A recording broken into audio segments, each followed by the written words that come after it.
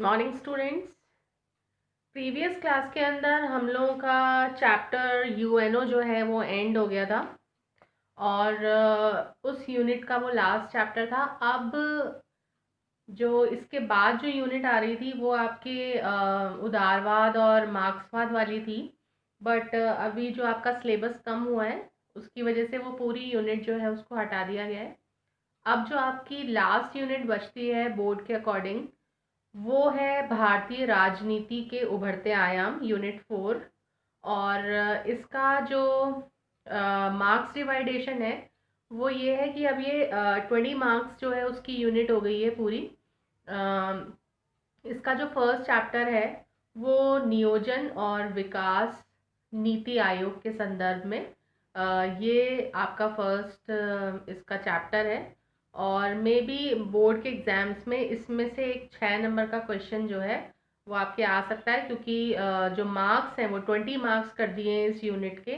तो एक बड़ा क्वेश्चन जो है 6 नंबर का वो इस यूनिट में से आएगा आपके।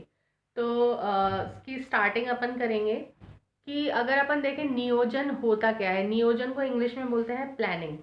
मतलब एक प्लान्ड वे के अंदर काम करना, एक नियोजित ढंग से कार्य करना। अगर अपन आज के टाइम को देखें तो आज का जो युग है, आज का जो टाइम है वो नियोजन का युग कहा जा सकता है। क्योंकि अगर आप बिना प्लानिंग किए, बिना कोई प्लान्ड वे में अगर आप काम करेंगे तो वो सक्सेस नहीं होगा।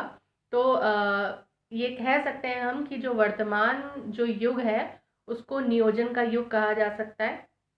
आज विश्व के जितने भी देश हैं वो अपना विकास करने के लिए, अपनी उन्नति करने के लिए आज आर्थिक नियोजन में जुटे हुए हैं। आर्थिक दृष्टिकोण से उन्होंने नियोजन को अपनाया है, जिससे कि इन कंट्रीज जो है उनका आर्थिक विकास जो है वो भली भांति हो सके, वो लोग उन्नति के पथ पर अग्रसर हो सकें। इसके लिए इनके द्वारा आर्थिक नियोजन जो है उसको अपनाया गया है। अब अगर अपन अल्प विकसित या अर्ध विकसित देशों की बात करते हैं तो जो अर्ध विकसित देश हैं यहाँ पर जो सीमित संसाधन है, कंट्रीज जो है उनके पास में बहुत अधिक संसाधन नहीं होते हैं। तो जो अर्ध विकसित देश हैं इनको सीमित संसाधनों के द्वारा एक निश्चित समय के अंदर, एक निश्चित टाइम पीरियड के अंदर बहुत सारा कार्य जो है वो करना पड़ता है। मतलब अगर ये विकास करना चाहते हैं तो इनके पास समय भी कम होता है और संसाधन भी कम होता है।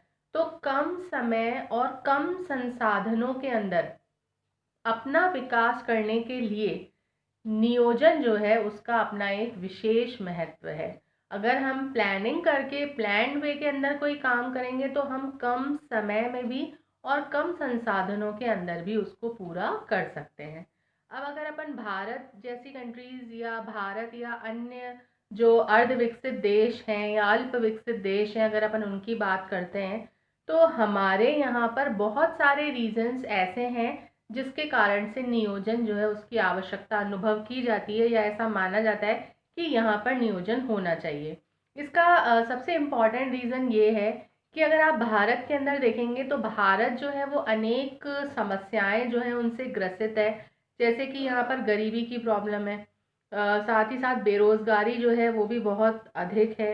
जनसंख्या का प्रतिशत अगर आप देखेंगे तो यहाँ की जनसंख्या जो है बहुत ज़्यादा अधिक जनसंख्या है, बढ़ती हुई जनसंख्या है।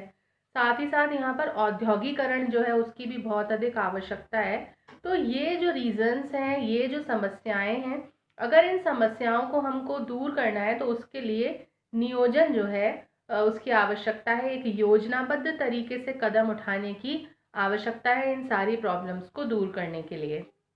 जैसे कि अगर आप देखें 1950 जो है 1950 के अंदर योजना आयोग जो है, प्लानिंग कमीशन जो है उसको स्थापित किया गया था।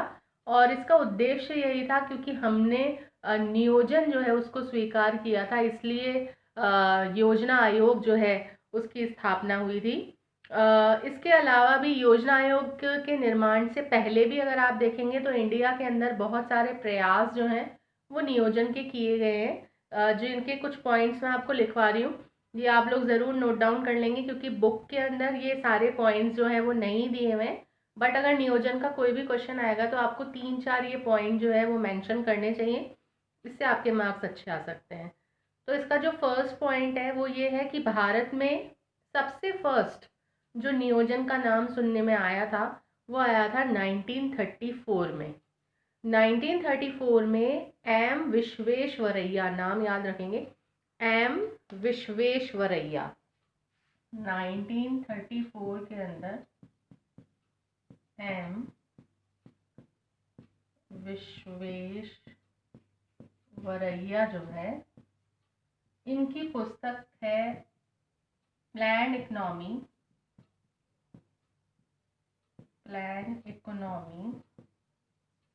ऑफ इंडिया, ये इन्होंने बुक लिखी थी।